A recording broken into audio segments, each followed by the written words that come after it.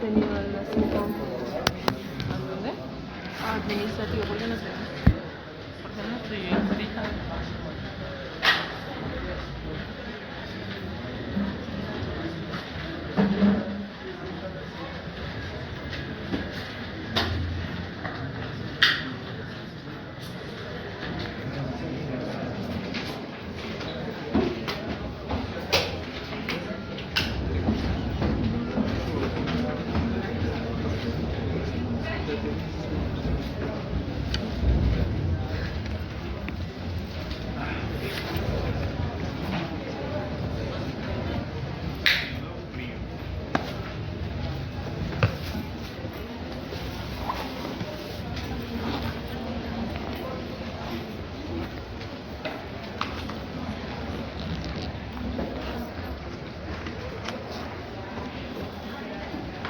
Le mando un mensaje al doctor. Sí.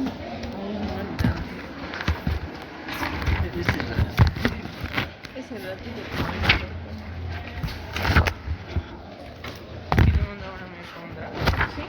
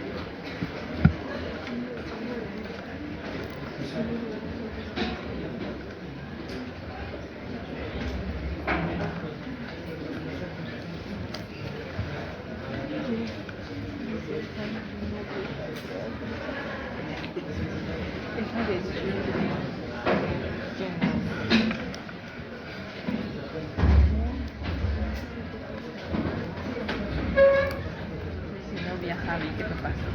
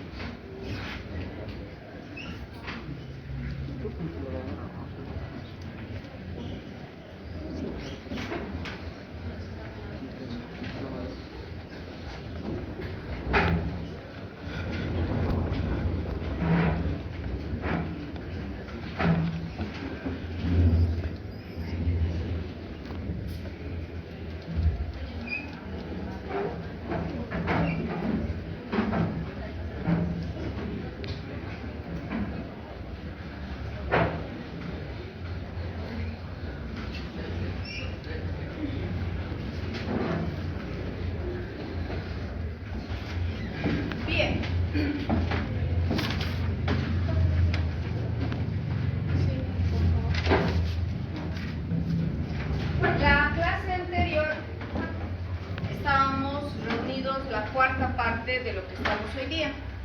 Se darán cuenta que no contamos con un espacio demasiado grande y tenemos que aprovechar al máximo nuestros primeros minutos de la clase.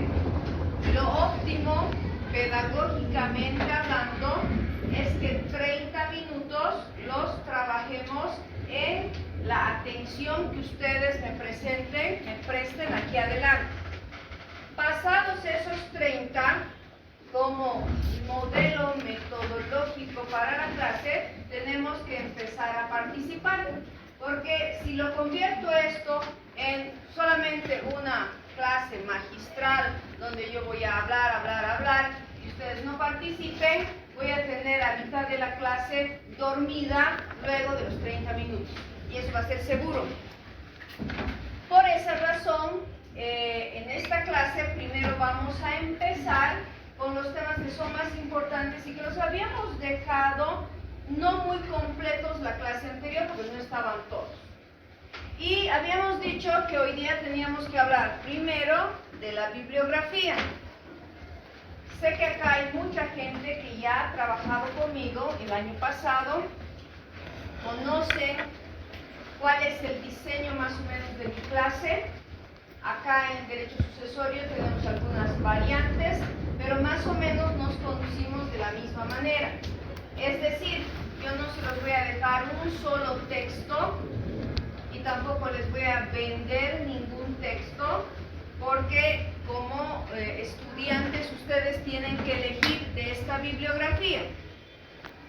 Lo que pasa además es que no les puedo decir, en este libro van a encontrar de la A a la Z de lo que vamos a ver, pero tampoco les puedo decir, cómprense los 4 libros, cómprense 4 o 5 libros. Pero saben ustedes, o por lo menos, no sé si se han dado cuenta hasta el día de hoy, que tenemos una biblioteca en el último piso. ¿La conocen? ¿Han ido a ver alguna vez? Hay una biblioteca, preséntense en esa biblioteca y van a encontrar algunos de estos textos, ¿ya? El más clásico, acá me estaba olvidando, es César Cartagena. El doctor César Cartagena, y es el libro que se ha venido utilizando más, resulta que el doctor César Cartagena, cuando se aprueba el pensum de la materia, él hace su libro respetando puntos y comas de ese pensum, ¿se dan cuenta? Es decir, ha desarrollado todos los temas que vamos a avanzar. Pero, ¿cuál es la diferencia? Su texto data del año 90 y en derecho sucesorio, aparte o muy al margen de derechos reales donde han habido menos cambios, en derecho sucesorio sí presentamos mucho más innovaciones últimamente.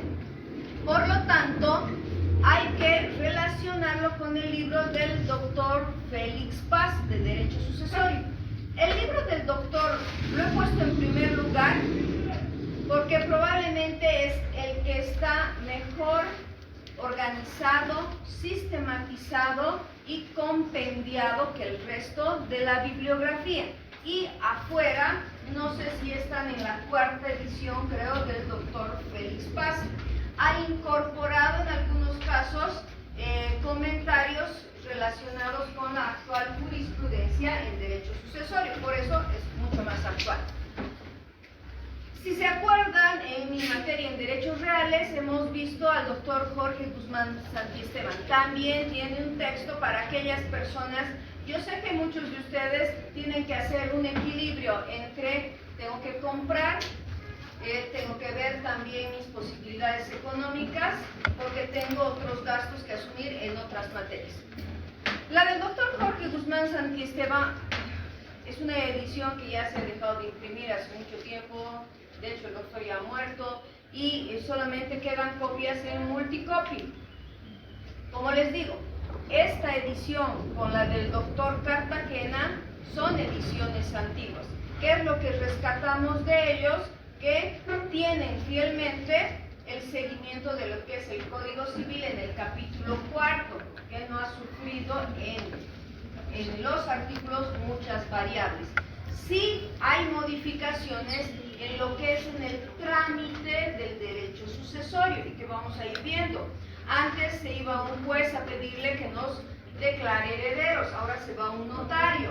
Muchas de las atribuciones que tenían los jueces en derecho sucesorio se han traspasado a través de la ley del notariado. Ese es el gran cambio e innovación que ha habido en nuestra materia.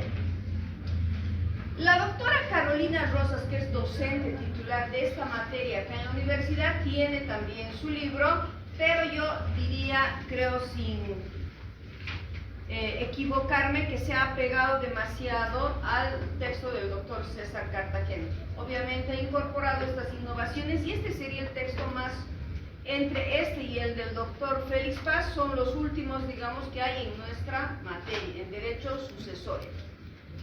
Les digo lo último en relación a lo que es derecho sucesorio dentro de la legislación boliviana. Porque si ustedes quisieran ver derecho sucesorio, van a encontrar una amplia gama de bibliografía, porque sobre los institutos del derecho sucesorio, como son la sucesión testamentaria, la sucesión legal, la sucesión intestada, etcétera, y otros temas y otras figuras que vamos a revisar, como por ejemplo la desheredación, la indignidad. En doctrina ustedes van a encontrar, por ejemplo, que los argentinos han trabajado mucho en esto. También tenemos autores españoles y luego vienen los peruanos. Si quisieran alguna vez consultar una bibliografía adicional que les saque de muchas dudas o que quieran compartirlas acá, les recomiendo en ese orden. Los argentinos son autores que han trabajado mucho en este tema del derecho civil. También tenemos luego los peruanos y los españoles, en base a la legislación española, ¿ya? Tienen contribuciones muy buenas. Luego, para los que estuvieron conmigo también el año pasado, el doctor Gonzalo Castellanos Trigo tiene un compendio que viene del derecho civil de los 4 libros. Tiene un tomo 1 y 2 y tiene el tomo 3 y 4 que habla del derecho sucesorio. ¿Qué es lo que hace Gonzalo Castellanos Trigo? Gonzalo Castellanos Trigo, entre los aportes que tiene, que siempre les va a dar un modelo. Siempre les ofrece un modelo de un memorial, cómo redactar un memorial para una aceptación de la herencia. Eso podrían utilizar como consulta y esto está allí. En la biblioteca tienen ese libro y yo he revisado. Y finalmente, en realidad este es nuestro principal material, es el Código Civil. Ya les he mostrado qué edición podían traer. Yo tengo la mía, que es antiguísima, pero es con la que me encuentro mucho más familiarizada, ya sé dónde están los artículos, etc. Es para mí un libro fácil de consulta y les recomendaba que ustedes busquen de manera similar un texto que pueda servirles de apoyo, incluso desde el año pasado hasta que terminen la carrera. Que ya les había mostrado, para la gente que no estaba en la clase anterior, no sé si tienen el texto rojo, ese, por favor. En una de las clases que tengo con otro horario, me decían que esto hasta van a encontrar en 45 bolivianos, ¿no? 45 bolivianos, creo que así lo de la Calama. Exactamente, por economía, ahí, ¿no? Ahí donde venden, pueden encontrar, y 45, ¿verdad? Y les hablaba incluso, voy a decir lo mismo que dicen muchos youtubers, no me están pagando por esto, pero de verdad es bueno porque tienen el Código Civil, tienen ustedes el procesal civil y tienen la ley de arbitraje y conciliación. Tienen 3 textos que les van a servir para las otras materias y es una edición que está bien compaginada. Cerrando. Ese texto les va a servir mucho a ustedes. Eso en la parte de bibliografía. En la parte de la calificación, más o menos es esta la idea que utilizamos. Ustedes saben que nuestro método de calificación es sumativo y que cada parcial tenemos 100 puntos. En el primer y en el segundo parcial tenemos un pequeño trabajo por 10 puntos Y en el tercer parcial, que es un trabajo mucho más grande y de exposición, es 30-70. 70 el trabajo, 30 puntos su exposición. Las plataformas que ya les estaba anunciando que íbamos a revisar son la que tenemos en Classroom, que vamos a publicar ya este fin de semana el código hecho. Lo que he hecho ahora es publicar para los exámenes de mesa, pero para ustedes o para el curso regular les voy a compartir el código de Classroom, donde para las personas que no han estado conmigo anteriormente, se trabaja de esta forma. Cuando se entrega un trabajo, ustedes tienen el trabajo, tienen que subirlo a la plataforma en la fecha y el día y hora establecidos. Generalmente son los fines de semana hasta la medianoche. ¿Por qué? Porque el fin de semana a mí me permite ir descargando, revisando los trabajos y que luego ustedes el día, la primera clase, luego de la entrega del trabajo, vengan con ese trabajo escrito, impreso, para que puedan defenderlo acá en clase. Complementariamente al Classroom, saben que en algún momento, si pasa que tenemos que hacer las clases virtuales, había esa posibilidad hasta el consejo que se ha celebrado hoy día, porque van a tocar ese tema, pero se ha definido que en la central se pasan las clases presenciales. De todas maneras, por circunstancias X o Z, que no podamos encontrarnos acá en clase, vamos a trasladarnos a las clases virtuales.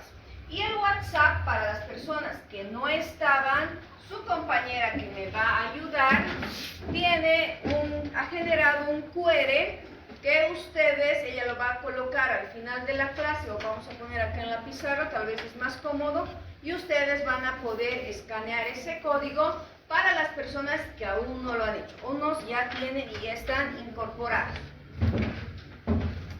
Ya les he avisado que el WhatsApp no es para que pregunten, ¿la docente va a venir a pasar clases o no va a venir? ¿No? Se inquietan por saber si pasamos o no pasamos clases.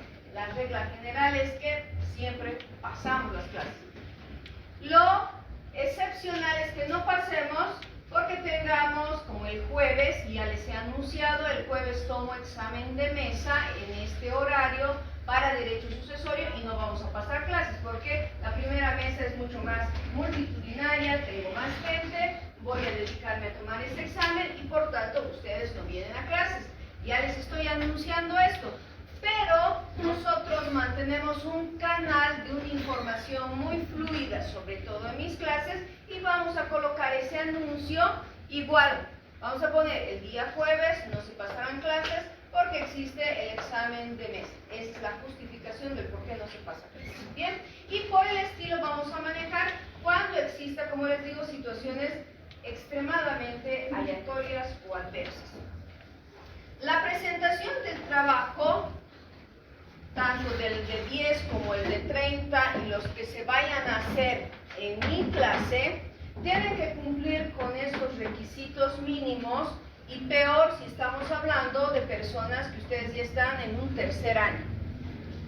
Mucha gente hasta el año pasado, en segundo año, venían con unas hojas sueltas y las entregaban y se olvidaban de ponerle una carátula, no sabían cuál era su materia, no conocían cuál era su docente. De paso, para los que recién están incorporándose a esta clase y nunca han estado conmigo, mi nombre, se los voy a dejar acá.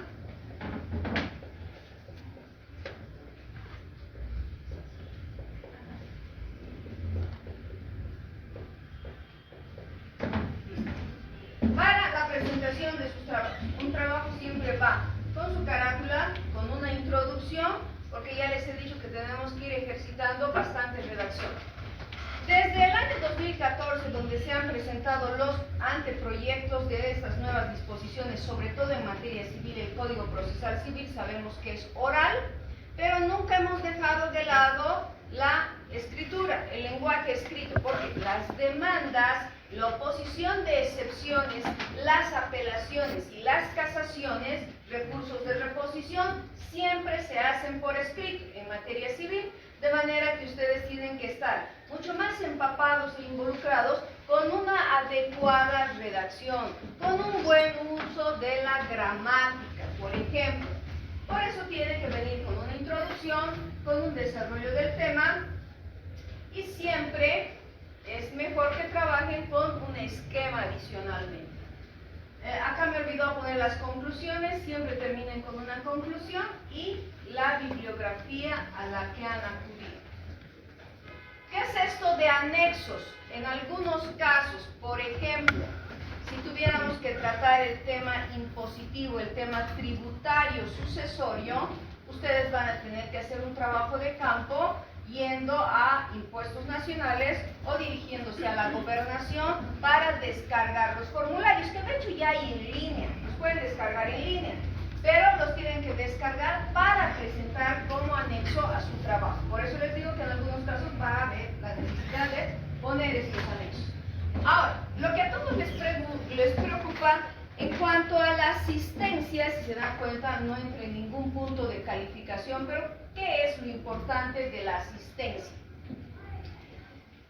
Si ustedes se dan cuenta, y en casos de docentes como yo, nos gusta hacer un examen del grupo que nos ha tocado. Entonces, yo en el transcurso del año los voy a ir conociendo y me doy cuenta quién es la persona que asiste regularmente frente al que hace turismo en la clase.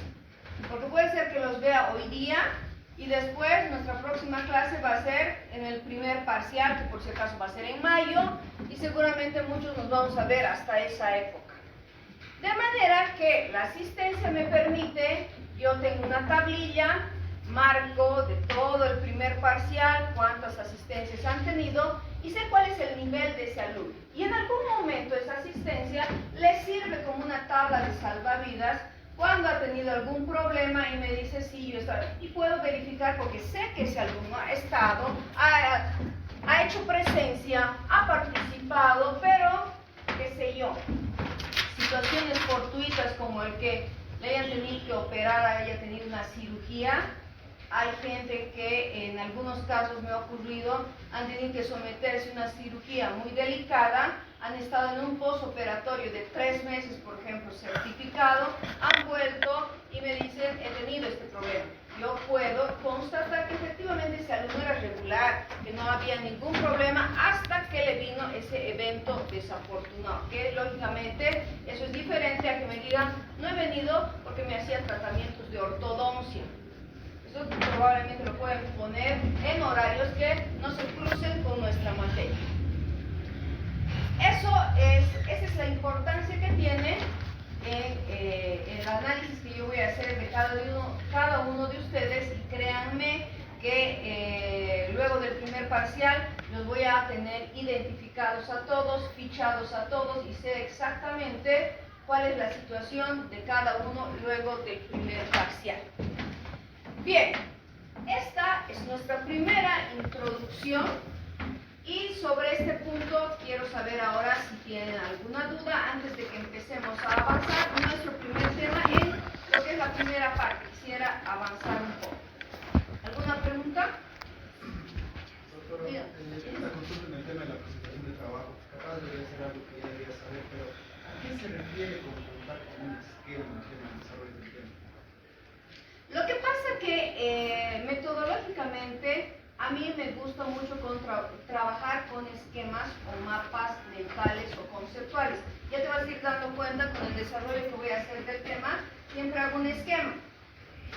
En el trabajo lo que generalmente pido es que hagas el desarrollo del tema, haces una introducción, concepto, clasificación, si corresponde, y luego terminas con un mapa conceptual que organiza todo eso.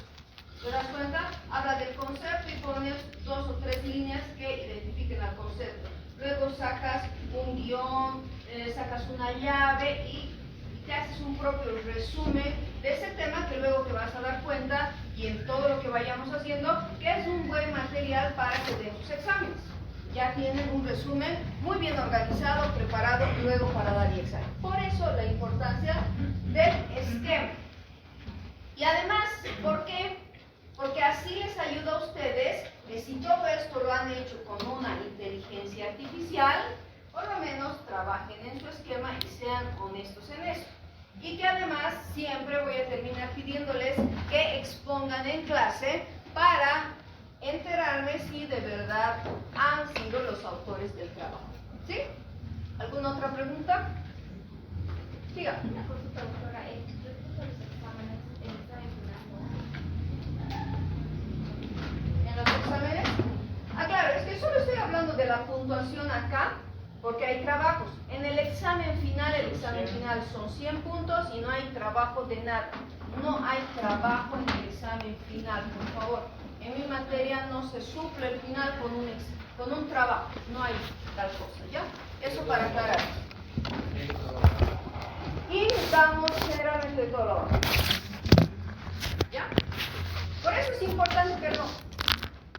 Por eso es importante que ustedes, el gran tip que les doy, y que ya no debería ser ninguna novedad para ustedes a estas alturas, de la mitad de su carrera, es que siempre saquen primer y segundo parcial. Aseguren el primer y segundo parcial. Después ya no tienen ningún problema. Sergio, dígame.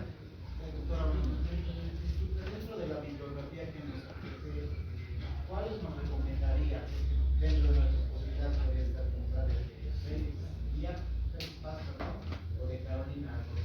En realidad les recomendaría como un material bibliográfico de consulta principal y luego, por ejemplo, puede ser que el doctor Félix Paz no haya trabajado mucho el tema de la desheredación, pero en el resto de los temas esté muy completo. Entonces, solamente en el punto de la desheredación, si ustedes encuentran que le falta bastante desarrollo, pueden acudir, por ejemplo, a Carolina Rosas. Pero entonces, significa que les recomendaría que en inversión mejor recurran a Félix Paz, que tiene una versión mucho más actualizada, y luego el otro dejen como reserva, que pueden consultar acá en la biblioteca, que van a tener en la biblioteca. Ahora, si me hablan en cuestión de dinero, probablemente un Félix Paz cueste 10 pesos más que el de Carolina Rosas, que creo que venden 50 bolivianos, y este cuesta 60. ¿Ya? Entonces, eso en cuanto a la situación que ustedes tengan que consultar con su propia economía. ¿Bien?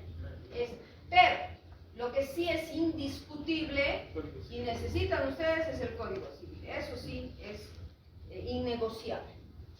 Bien, ahora sí, comenzamos entonces nuestro tema. Vamos a tratar de avanzar 3 puntos en esta primera parte y nos vamos a quedar en eso.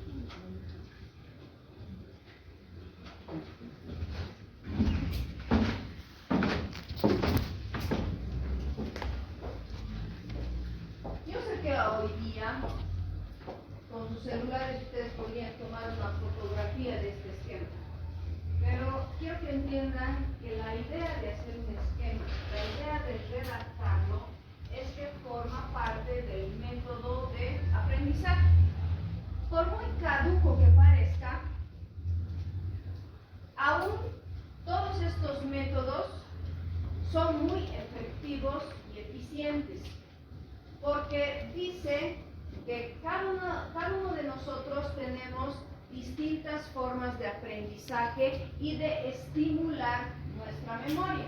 Para algunas personas, el solo hecho de escribir ya va fijando y reteniendo muchos de los términos que luego son complementados con la explicación.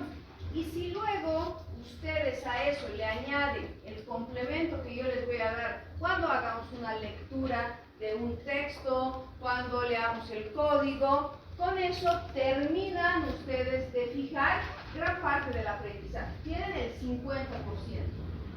Y cuando vayan a estudiar ya tienen un esquema bien elaborado, redactado por ustedes, que han completado con sus propios términos y que tienen un texto al finalizar que les va a servir de mucho provecho y que también como modalidad o metodología la pueden aplicar ustedes luego en el resto de las materias que tengan. El hecho de agarrar un texto, tener un libro, no siempre llega a cumplir el propósito que uno busca cuando quiere aprender, porque ustedes lo pueden tener delante, y muchos de ustedes que no han terminado de aprender cómo se eligen las ideas principales, empiezan y subrayan todo. Para eso, para no equivocarnos y que yo esté exponiendo y ustedes siguiendo solamente el texto con la mirada, sirve, como les digo, de gran herramienta que trabajen de esta manera. Y seguro, alguno de ustedes me va a decir que ya ha pasado conmigo el año pasado, si les ha servido o ha sido significativo este método, ¿no? Algunos seguramente que reconocerán que sí vale la pena y funciona muy bien. Otra cosa que me gusta a mí hacer demasiado, sobre todo las dos materias que enseño se prestan muy bien para dibujar en la pizarra. Todo lo que se hace gráficamente es otra manera visual. Tenemos 5 sentidos y las personas podemos aprender con los 5 sentidos. Utilizamos muy bien la vista, el tacto para poder dibujar, hacer nuestras imágenes y representarlas. Todo lo que uno va a aprender tiene una representación gráfica y eso también contribuye a la educación.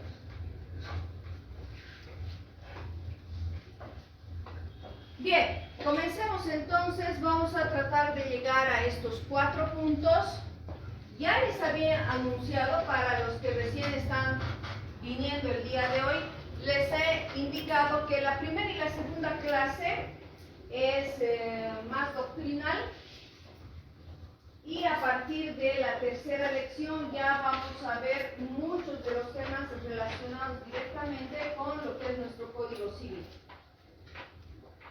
Indudablemente, ustedes saben, nunca pierdan de vista que parte de lo que hoy en día forma el derecho sucesorio es ya formado parte de los temas que ustedes han revisado en derecho romano.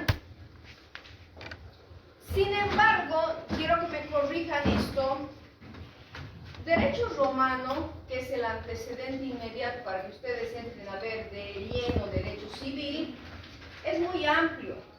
Y me he dado cuenta que cuando les hacía la consulta en mi clase anterior a derechos reales, que han visto el tema de personas, lo que son las personas, han visto algo de derecho de familia y han visto en lo que es derechos reales algunas de las figuras jurídicas, propiedad, posesión, usufructo, pero creo que han quedado ahí o han visto algo más, Cristian, en el tema de derecho sucesorio.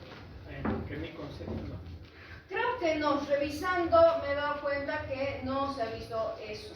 Sin embargo, atribuyo que, como el derecho romano es bastante extenso, porque es el resumen de todo lo que tenemos en nuestro Código Civil, en los 5 libros que tiene el Código Civil, resultaría casi imposible que en un año ustedes vean tantas figuras jurídicas. Es demasiado. Lo que hace el docente es apuntar a lo que es esencial para que ustedes pasen al nivel siguiente. Y venciendo ustedes la materia de Derecho Romano, es el prerequisito para ingresar a la materia de Derechos Reales y a la materia de Derecho Civil 1. Por eso es que precisamente se enfocan en esas dos grandes figuras que son derechos personales y derechos reales. Y queda un poco marginado el derecho sucesorio, pero no por eso piensen ustedes que no forma parte de todas las grandes figuras jurídicas que les debemos a los romanos. Ya les he dicho, yo soy una fiel admiradora de los romanos en este punto donde ellos han trabajado muy bien todas las figuras jurídicas que siguen muy vivas y muy vigentes en la actualidad. Por eso, cuando hablamos de sucesión, tenemos como origen el término latín successio successionis, que es ingresar en lugar de otra persona, tomar el lugar de otra persona. Cuando hablamos de la palabra suceder, busquen en el diccionario común y corriente, ahí que tienen ustedes en sus celulares, búsquenme la definición de sucesión en términos de la lengua castellana. ¿Qué es sucesión en términos generales?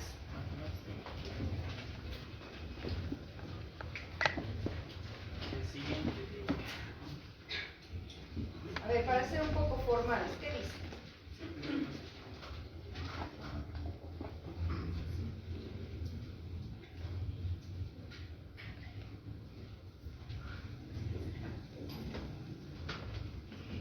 ¿Alguien que ha encontrado? ¿Sí? Conjunto de personas, cosas o hechos que se siguen unos a otros. Conjunto de personas, cosas o hechos que suceden unos a otros. Van encadenados. Es una secuencia de eventos. ¿Se dan cuenta? Esa es la sucesión, una secuencia de eventos. En nuestra materia es precisamente eso, una secuencia que se genera de persona a persona de manera sucesiva, no simultánea, sucesiva, conforme las reglas que establece luego el derecho sucesorio.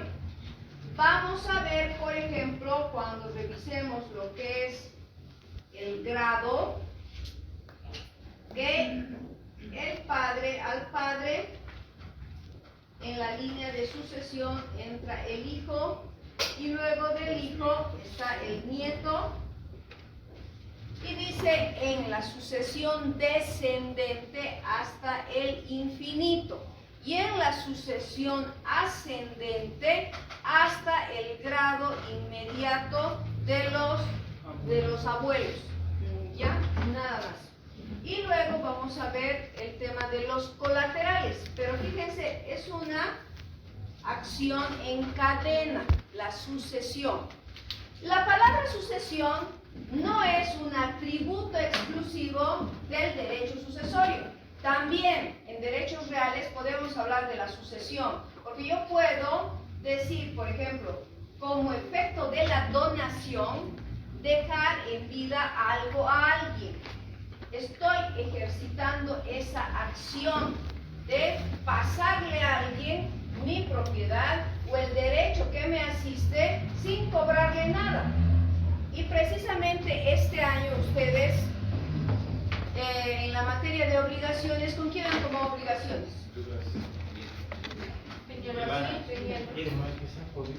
Irma, Peñalosa, bien. Con cualquiera de sus docentes, la materia de obligaciones, más o menos como el derecho romano, es bastante larga. Y tendrían que en algún punto ustedes llegar a la donación, que es una forma de sucesión, es una forma de transmisión. Lo que es la sucesión en verdad es una transmisión, ya como vamos a ver en la definición. Pero esta transmisión de bienes, por eso les digo, en derecho sucesorio la transmisión de acciones, derechos u obligaciones se producen por efecto de un fenómeno completamente natural. ¿Cuál es ese fenómeno? La muerte. Uno fallece y sus bienes, obligaciones pasan, se transmiten a otra persona. Pero dice el derecho, también por acto entre vivos, entre personas vivas, podemos ejercitar las transmisiones. Yo, por ejemplo, puedo, si no tuviera herederos, y eso vamos a ver después, si yo no tuviera herederos, puedo dejar mis bienes y donarlos en vida o dejarlos para después de mi fallecimiento. ¿Cómo creen que podría dejar mi herencia después para que se haga efecto después de que fallezca si no tuviera herederos? He escuchado un murmullo que hay. Levante más fuerte la voz. Testamento, exactamente. Hay otra forma de suceder que se llama el testamento. Y simplemente les estoy dando algunas pinceladas ahora, de manera de que ustedes se interesen y que no vean esto como algo que, cuándo lo voy a utilizar, cómo lo voy a aplicar, para qué me va a servir en realidad el derecho sucesorio. Tiene una aplicación muy práctica y ustedes lo van a ver en cada uno de los eventos que tienen y que circundan además su situación familiar. Bien, les decía entonces, podemos redundar que la sucesión es una transmisión de un conjunto de derechos y obligaciones que tienen que tener un carácter patrimonial de una persona que ha fallecido a la persona o personas que sobreviven, o a quien llama la ley o el testador. Acá hay palabras que son claves, palabras que no tienen que perder de vista y que van a ser muy importantes para ustedes el resto de las clases. Primero, partimos de que es una transmisión. Palabra importante. ¿Qué transmitimos? Derechos y obligaciones. Esos derechos y obligaciones los transmite ¿quién? Una persona que ha fallecido a la persona o personas que le sobreviven y que son llamadas por la ley o por el testamento. Esta palabra, llamadas por la ley o por el testamento, es el régimen sucesorio que luego vamos a analizar en un tema específico. ¿Por qué? Porque para que ustedes se vayan enterando, hay dos formas de heredar. El testamento no es una regla, ya les voy adelantando. Sí, hasta el día de hoy ustedes pensaban y tenían en mente, antes de morir, tengo que dejar mi testamento, mi declaración de última voluntad para que se cumpla luego de que fallezca, no es la única posibilidad. ¿Por qué? Porque no todos ustedes, no todos tienen la ventaja de ustedes que están estudiando en una carrera de Derecho. Para muchas personas ignoran por completo que luego de la muerte existen consecuencias legales. Muchas personas pueden definitivamente no haberlo intuido o no darse cuenta siquiera de la importancia que tiene luego del deceso. En cambio, para otras personas que sí pueden ser muy interesadas, preocupadas, que siempre estén pensando en qué es lo que puede pasar y cómo dejarían sus bienes, está la figura del testamento. Aquellos que no han tomado ninguna previsión, que han dejado todo al destino, no se encuentran tan desprovistos porque es la ley que establece el mecanismo sucesorio. Y en nuestro caso, en la materia, vamos a empezar por ver la sucesión legal, la sucesión que establece la ley, antes de entrar a ver la sucesión testamentaria. La sucesión testamentaria la vamos a dejar al final. ¿Por qué? Porque nuestro sistema legal, realmente la que tiene más preeminencia es la sucesión legal. Todas las reglas de la sucesión están definidas en el Código Civil. También están establecidas las reglas de la sucesión testamentaria. ¿Cómo tengo que hacer un testamento? ¿Qué tengo que decir en mi testamento? ¿Cómo lo hago inválido? ¿Cómo mi testamento se puede convertir en nulo o anulable? Porque para que ustedes se enteren, testar no significa que hoy día me he levantado con ganas generosas de dejar mis bienes o lo que he hecho y empiezo a escribir como si hiciera poesía y digo voy a dejar esto a mi vecino y aquello a mi mejor amigo y esta a mi expareja que al final me dejó buenos recuerdos. No, la idea de un testamento no funciona de esa manera. Igual existen reglas que las vamos a analizar y vamos a ver posteriormente. Pero ¿qué nos deja esta definición? Primero nos marca el terreno sobre el que nos vamos a desenvolver este año. Vamos a ver que la sucesión no es más que una transmisión de derechos y obligaciones. Esto también es importante, ¿por qué? Porque las películas nos venden tantas ideas fantásticas de que pensamos que vamos a recibir la herencia de la tía rica que se murió solterona y que seguramente nos ha dejado casas, bienes, cuentas bancarias, etc. Y realmente no, las herencias no implican solamente derechos, también suponen obligaciones. Y cuando uno no conoce bien esto y va a un abogado que no es especialista en la materia, lo primero que le dice: ha muerto mi tía, era solterona, entonces ¿qué hago? Vas a declarar heredero y vas a recibir todos tus bienes. No se dieron cuenta que la tía debía a mitad de Cochabamba y que te conviertes en heredero y te conviertes en el obligado a pagar todas esas deudas. ¿Se dan cuenta? Por eso, no es tan sencillo pensar que la herencia o el término en general nos va a traer solamente bienes. También nos va a traer muchas responsabilidades y las explicaciones que vamos a abordar luego se van a concentrar en cuáles son ese tipo de obligaciones. Pero generalmente en su totalidad son de carácter patrimonial, ¿ya? Y siempre tiene que ser la sucesión de una persona que ha fallecido a la persona o a las personas que la ley las indica como sucesores. Y esto también les va a permitir a ustedes entender que no todos pueden ser herederos. No hay eso. Primero, la ley nos va a establecer un grupo estrecho de las personas que pueden heredar y otras personas que quedan definitivamente fuera. Dice como regla general la ley: los más próximos excluyen a los más lejanos. Un ejemplo pequeño: si yo me he casado y tengo hijos, pero además tengo a mis papás, el día que yo fallezca, mis papás no me pueden heredar, por mucho que yo los haya amado inmensamente. Si no he dejado un testamento, los únicos llamados a suceder van a ser mis hijos y mi esposo, únicamente.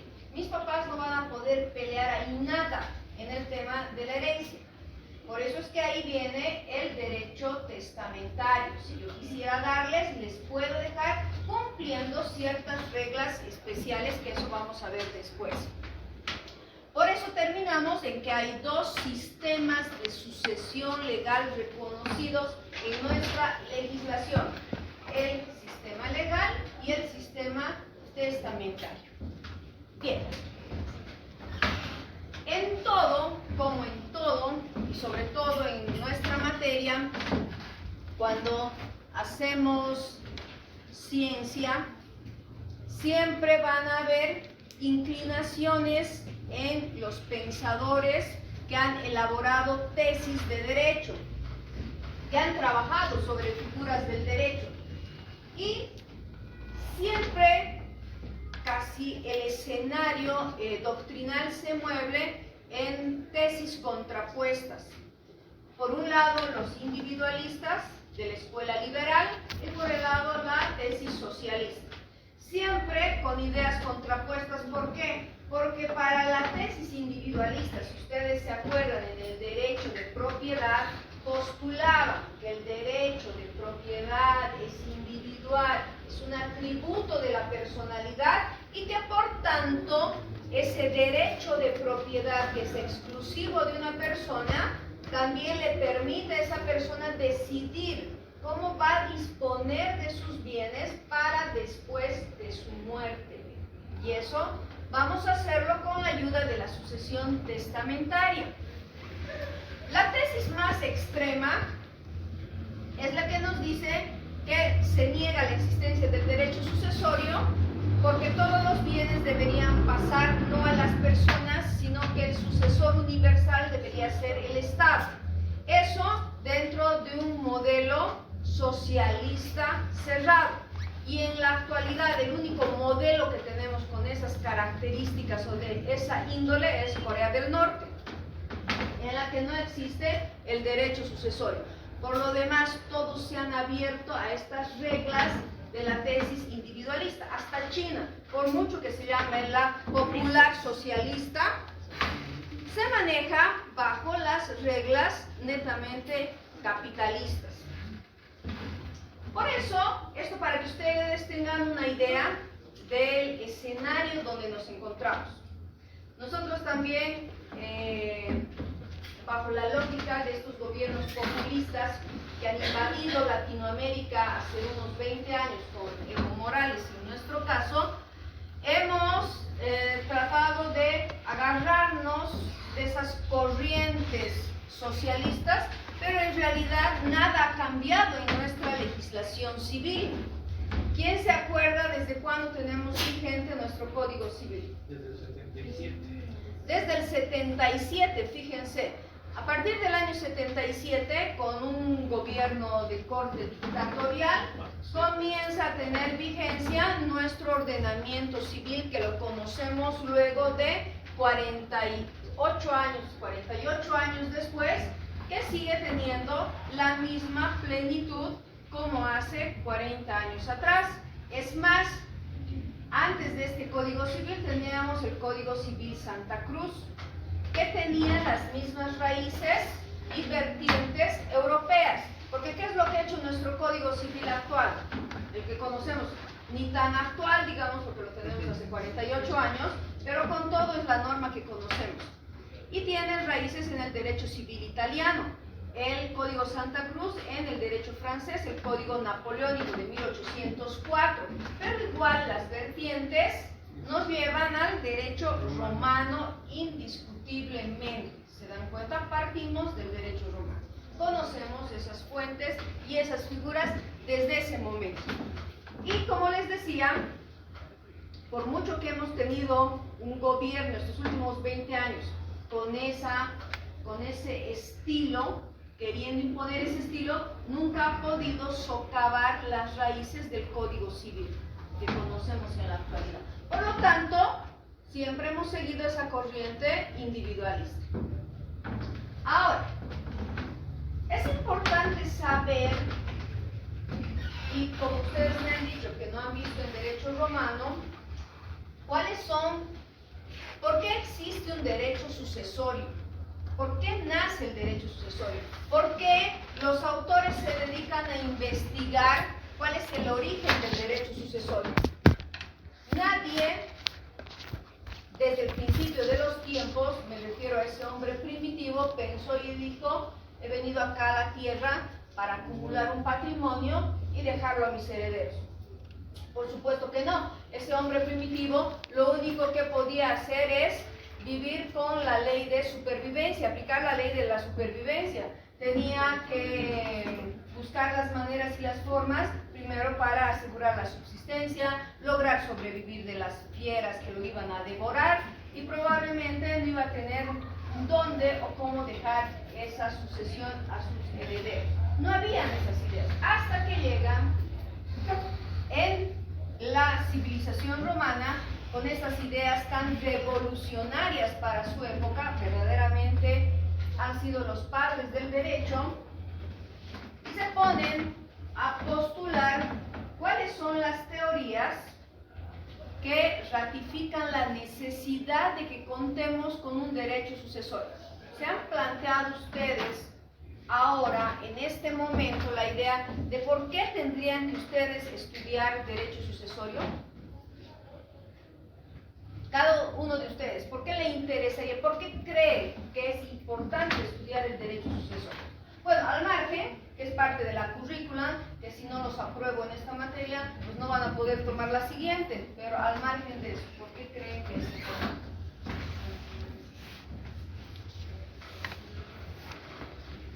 desde un punto de vista familiar para saber qué me toca. O desde un punto de vista... Eso es ser más directo, eso es ser directo y honesto. Pero la verdad, en el fondo queremos saber qué nos va a tocar. Es la verdad, a ver, no vamos a hacer, alguno puede ser muy poético, puede decir, porque en el centro de mi corazón, en lo más profundo, quiero que alguien tenga un recuerdo mío. No, queremos una buena casa, alguna cuenta bancaria no nos va a quedar mal, si nos dejan un auto por ahí también, sabemos eso. Pero en realidad los fundamentos principales se encuentran desentrañando la verdad descarnada que nos dice su compañero. En verdad es que se funda en un deber, primero en un deber familiar. Porque lógicamente, si ustedes se van a la civilización romana, teníamos un grupo familiar aglutinado por una figura que se llamaba el pater familias. El pater familias, el cabeza de hogar, generaba los bienes. ¿Para qué? Para transmitirlos. Ya tenía una conciencia de que todo el patrimonio que estaba generando tenía que pasarlo a las generaciones venideras. Por eso es que en el inicio del derecho romano, por ejemplo, no había sucesión de la hija mujer, porque la hija mujer se iba a casar con otra persona de otra familia. ¿Para qué le voy a dar a mi hija? Para que mi yerno llegue a heredar lo que a mí me ha costado tanto trabajo hacer. Entonces, para los romanos tenían que permanecer en ese grupo familiar. Esa es la idea. En eso se funda el derecho sucesorio. En un derecho de copropiedad, recuerden lo que hemos avanzado en las reglas de la copropiedad. La copropiedad es una propiedad plural, es una propiedad compartida entre dos o más personas. Y en los hechos, la sucesión hereditaria va a generar un derecho de copropiedad. Es decir, yo, padre, compro bienes, compro una casa, que es lo regular, donde vivir, tengo un techo, tengo una movilidad, no con la idea de que me voy a llevar esto, porque desde luego eso solo pasaba con los egipcios y muchas culturas antiguas, que creían que tenían que llevarse al más allá sus cosas y los enterraban con joyas, alimentos, etc. Hoy en día sabemos que no podemos llevarnos nada de eso, que no vamos a pasar al otro lado encontrándonos en nuestro Lexus, en nuestro BMW. Eso no nos va a pasar.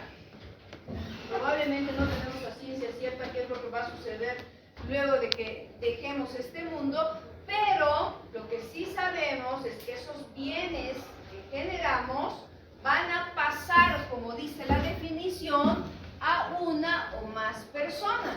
Y si son más de una, se va a generar un derecho de copropiedad entre esos herederos, que van a ser varios. Y luego tenemos dos tesis más que nos dicen que se funda en el derecho individual de propiedad. Siguiendo la tesis liberal, la tesis individualista, todas las personas tenemos derecho a generar un patrimonio. Ese patrimonio es nuestra propiedad. Y como propietarios tenemos derecho, el legítimo derecho, de con quién se quedan nuestros bienes. Si ustedes se fijan, estas tres teorías, esta y más esta, el derecho de sangre, que igual consolida su fundamento del derecho de sucesión en los lazos familiares, porque yo, padre, quiero que mi hijo se quede con mis bienes y seguramente mi hijo luego le va a dejar a mis nietos. Es por eso que cuando veamos algún caso o analicemos algún caso, nos vamos a dar cuenta que una sucesión hereditaria ha llegado desde nuestro bisabuelo o tatarabuelo hasta el bisnieto con alguna propiedad que le ha dejado y que le han ido heredando. Salvo estas tres que comparten más o menos el mismo horizonte, que son los vínculos familiares, los lazos de sangre, los que han dado paso a que el legislador piense en generar reglas que normen la sucesión de sus bienes para después de la muerte. Esta teoría, que se funda en el derecho individual de la propiedad, es el fundamento que va a sostener la sucesión testamentaria. Porque aquí, básicamente, como sucede en otras legislaciones, la legislación anglosajona, uno tiene libertad al testar, uno puede decir a quién quiere dejar, lo que no sucede con nosotros. Primera regla que quiero que tengan presente: en otras legislaciones, en las legislaciones europeas, yo puedo dejar a mi mayordomo, puedo dejar a la persona que me ha asistido, a mi enfermera, qué sé yo. Pero en nuestra legislación no. Nuestra legislación está establecida con reglas mucho más claras, donde la familia es primero el núcleo central del que va a partir o que va a ser beneficiario de una futura sucesión hereditaria. ¿Ya? ¿Alguna pregunta, duda? Nos vamos a quedar en este punto. Le voy a pedir a Álvaro, me vas a hacer recuerdo. La siguiente clase hemos terminado de ver el punto 4. Después del punto 4 seguimos viendo lo que es la sucesión, los antecedentes históricos. Si ustedes encuentran ya para la siguiente clase, que va a ser el siguiente lunes, no se olviden, el siguiente lunes, podemos traer alguna lectura que ustedes hayan encontrado, que les haya llamado la atención sobre los antecedentes históricos en la sucesión testamentaria. Si no hay preguntas antes de marcharse, perdón, díganme. Por lo menos he omitido una parte donde dice solo hay dos sistemas o formas de sucesión. La legal y la testamentaria. ¿Qué tiempo, digamos, por ejemplo, yo he visto donde yo vivo, una persona se ha muerto, pero resulta que nunca había tenido cuando nadie reclamó y los que viven, bueno, se lo han adueñado para la reunión, así se puede hacer cuando no reclaman.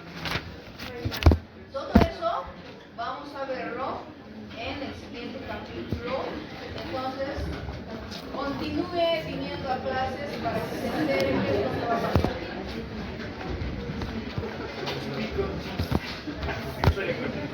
Esta historia continuará. Por favor, si no tienen el QR, escaneen ese QR, ¿ya? Esperaremos un momento los que están acá adelante antes de abandonar la clase y que puedan escanear. Normalmente.